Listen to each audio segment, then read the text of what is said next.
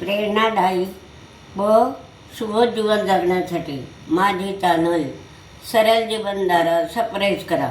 आज मी आपणास लाल भोपळा म्हणजे याला काशीफळ म्हणतो आपण.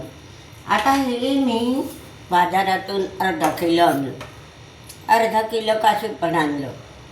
तर त्याच्यातून अर्धा किलो काशीफळाची साल काढून घेतली. एवढं हे नको, हे राहू देते. याची साल काढली आणि याच्या तुम्हाला तिखट घाऱ्या किंवा तिखट पुरी मसाले हे करून दाखवणार आहे. तर ते पहा. अगोदर याच्या साली काढून घेतल्या आणि याला काय करायचं, किसणीसारखं असं किसायचं. असं किसायचं, खूप किसायचं याला.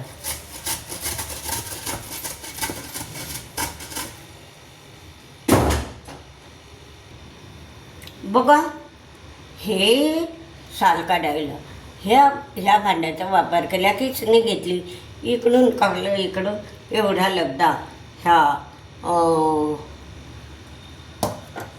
फोतरे काढून एवढा लगदा तयार झाला. तर आता हे जे उरलेलं आहे हे बाजूला ठेवायचं. आता याच्यामध्ये कणिक किती टाकायची, याला जेवढी लागेल तेवढी कणिक टाकू आपण. चमचा घ्यायचा. गव्हाचं पीठ आहे, गहूचं पीठ 2 चमचे घेतलं. 2 चमचे गहूचं पीठ. आता याच्यामध्ये 1 चमचा रवा पण टाकायचा. का की रवा टाकला म्हणजे अशी पोळी खुसखुशीत येते, फुगते. आणि एवढंच काय, तेल पण आटलं जात नाही. आपल्याला लागलं तर आपण नंतर पीठ घेऊ शकतो. हे आता 4 मिरच्या, लसूण, अद्रक याचा पण कूट करून घेतला, तो याच्यात टाकायचा. याच्यात झालं, हे पण झालं.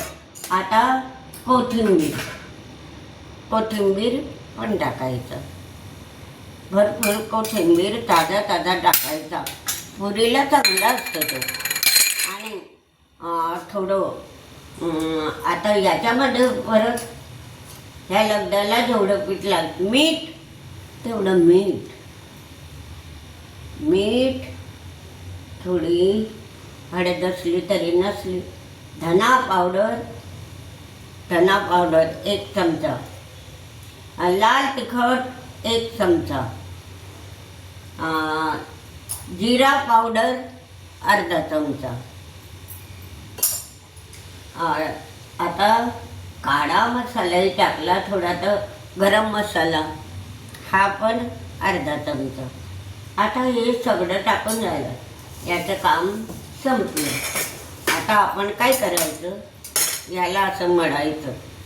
याला थोडं पाणी लागलं तर टाकायचं, पण ते पाणी पण कसं टाकायचं, असं एखादी चमचा. आता हा चमचा घेऊ आपण, चमच्यानं टाकूया आणि मळूया. आता याच्यामध्ये आपल्या किती तिखट पुऱ्या होता.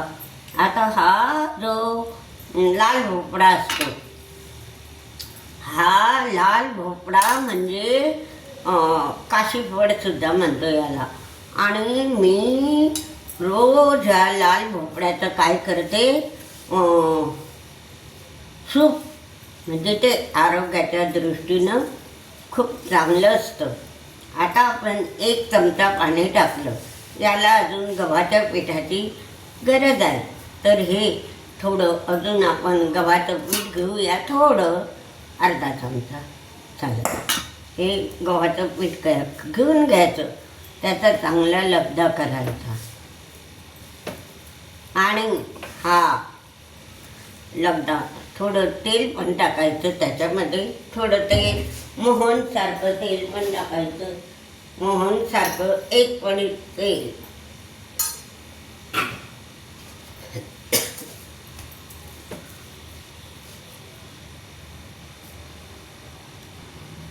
बघा, आता हा असा लगदा तयार झाला. तर बघा, एवढ्या पिठाचा 2 वाट्या पीठ, अर्धी वाटी रवा, तिखट मीठ सगळं करून हे म्हणजे आरोग्याच्या दृष्टीनं मग आमच्याकडे रोज असतो हा भोपळा. आता याला 10-15 मिनिट असं झाकून ठेवायचं आणि नंतर याच्या पुऱ्या करायच्या.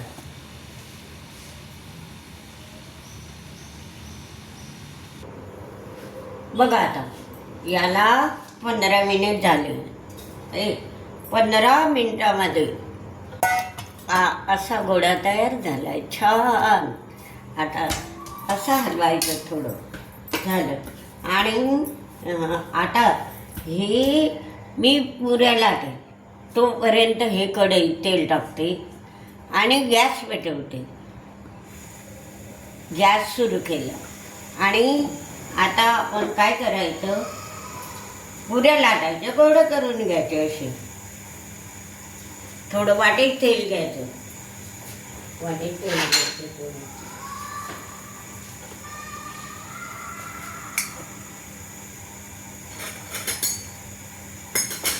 आणि अशा गोडे करून घ्यायचे असे. तेल लावलं तर बरं होतं.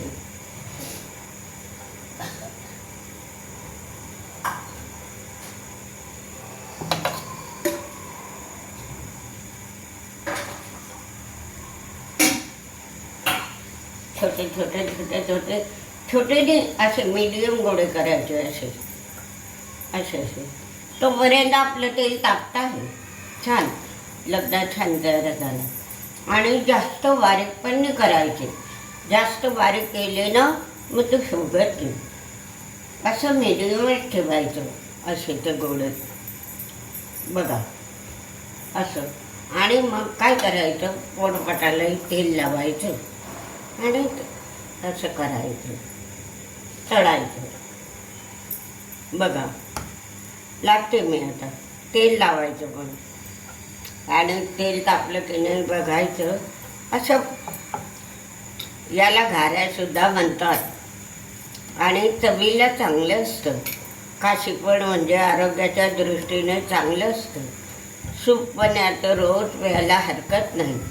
तर अशा ह्या पुऱ्या केल्या आणि तेल तापेपर्यंत परत दुसरी लावून ठेवायची. तेल लावतच जायचं कारण ते पोटपाटाला चिटकू नये म्हणून तेल लावतच राहायचं. आता बघते आपण ह्या पुऱ्या तळतो आहे तर तोपर्यंत टाकून बघूयात पुरी झाली की नाही. हो, तेल तापलं आहे, तेल तापलं आहे छान.